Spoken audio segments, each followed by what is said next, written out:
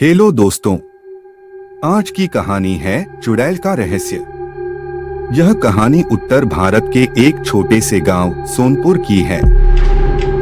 सोनपुर में बस कुछ ही 100 लोग रहते थे। गांव की जिंदगी सामान्य और शांत थी। खेतों में काम करने वाले लोग, बच्चे जो दिन भर खेलते रहते थे और रात में दादी नानी से सुनाई जाने वाली कहानियां। लेकिन इस गांव की एक अनकही कहानी थी जो रात होते ही लोगों के मन में खौफ पैदा कर देती थी। गांव के बाहरी छोर पर घने जंगल के पास एक वीरान सड़क थी। वह सड़क ही थी जो गांव के अंदर और बाहर के सभी रास्तों से जोड़ती थी। लोग दिन में उस रास्ते से जाने में बिल्कुल नहीं घबराते थे, लेकिन रात होते ही इस रास्ते पर अजीब खामोशी छा जाती थी। लोगों का कहना था कि रात के अंधेरे में वहां एक औरत की परछाई दिखती है। वो औरत सफेद कपड़े पहने होती है, बिखरे बाल और उसकी आंखें इतनी खौफनाक कि उस पर नजर डालते ही रूह कांप जाती है। शुरुआत में लोगों ने इसे बस अफवाह मानकर नजरअंदाज कर दिया, लेकिन एक रात गांव के एक बुजुर्ग रामलाल देर रात किसी काम से लौट रहे थे। जैसे ही वो उस सड़क से गुजरे, उन्हें पेड़ों के बीच एक परछाई दिखाई दी। उन्होंने देखा कि वह सफेद कपड़े पहने एक महिला थी जो धीरे धीरे उनकी ओर बढ़ रही थी। रामलाल की आंखें खुली की खुली रह गईं, उनके कदम जैसे जम गए हों।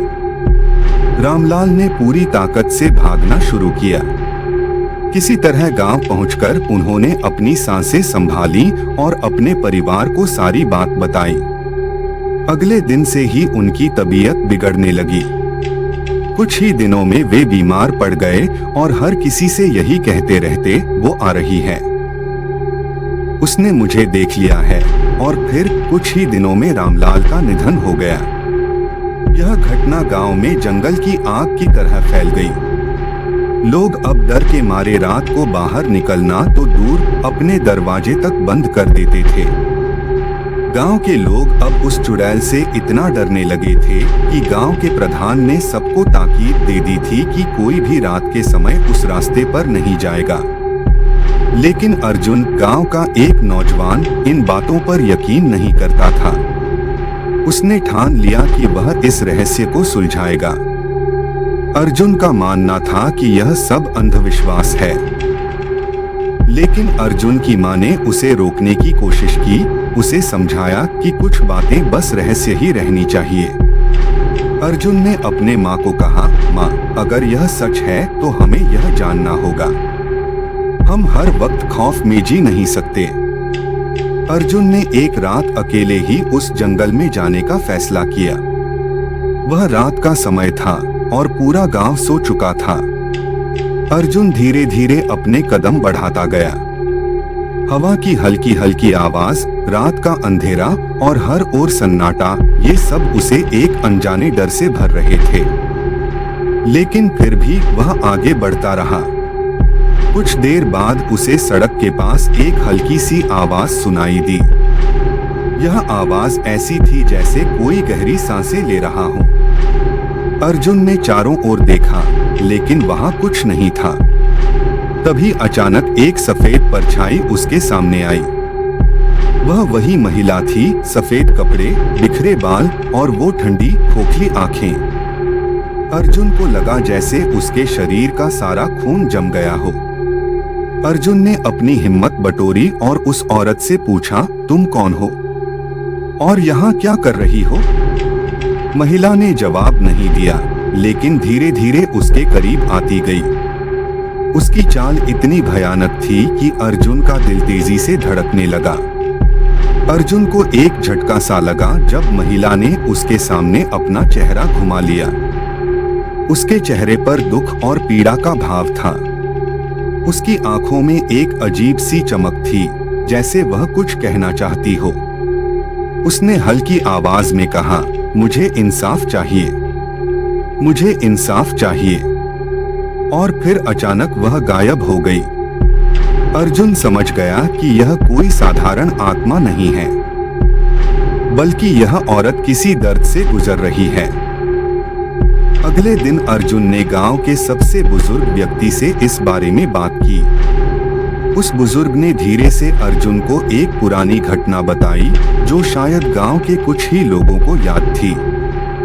कई साल पहले उस गांव में एक महिला रहती थी जिसका नाम सुभद्रा था। वह एक सुंदर और भली महिला थी, पर लोग उसे गलत समझ बैठे थे। उस पर इल्जाम लगाया गया था कि वह जादू टोना करती है। गांव के कुछ लोग बिना किसी सबूत के उसे मारने के लिए उसके पीछे पड़ गए। उन्होंने उसे जंगल में ले जाकर पीटा और उसी रास्ते पर उसे अकेला मरने के लिए छोड़ दिया। सुभद्रा की आत्मा का यह दर्द और पीड़ा ही उसे चुड़ैल बना गई थी। उसकी आत्मा अब भी वहां भटक रही थी, अपनी बेकसूर मौत का बदला लेने के लिए। वह हर उस इंसान को सजा देती थी जिसने उसे कभी गलत समझा था। अर्जुन ने फैसला किया कि वह इस चुड़ैल की आत्मा को मुक्ति दिलाएगा। उसने गांव वालों से बात की और उन सबको सुभद्रा की सच्चाई बताई। अर्जुन ने गांव के लोगों को समझाया कि सुभद्रा एक निर्दोष महिला थी जिसे लोगों ने गलत समझा और उससे इंसानियत छीन ली। गांव के लोगों ने मिलकर एक पूजा रखी सुभद्रा की आत्मा की शांति के लिए।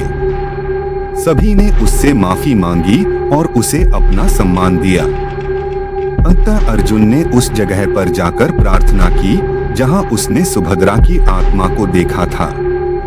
उसने कहा, सुभद्रा, तुम्हें जो हुआ वह गलत था। हम सभी तुम्हारे लिए प्रार्थना करेंगे।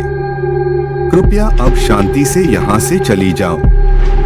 कुछ देर बाद वहां अचानक हवा में हल्की सी गर्माहट महसूस हुई। अर्जुन को लगा जैसे सुभद्रा की आत्मा को शांति मिल गई हो। गांव में फिर कभी किसी ने उस चुड़ैल को नहीं देखा। तो दोस्तों, इस कहानी से हमें यह सीखने को मिलता है कि अंधविश्वास के कारण कभी कभी हम निर्दोष लोगों को गलत समझ बैठते हैं और इसका अंजाम भयानक हो सकता है। अगर सुभद्रा के साथ न्याय हुआ होता तो शायद उसकी आत्मा इस तरह भटकती नहीं। अब उस गांव में सब चैन से रहते हैं, पर लोग आज भी अर्जुन की हिम्मत को सलाम करते हैं। अर्जुन ने एक रहस्य सुलझाया, लेकिन साथ ही एक सच्चाई भी उजागर की। दोस्तों, अगर आपको ये कहानी अच्छी लगी हो तो आप हमारे YouTube चैनल को सब्सक्राइब करें। धन्यवाद।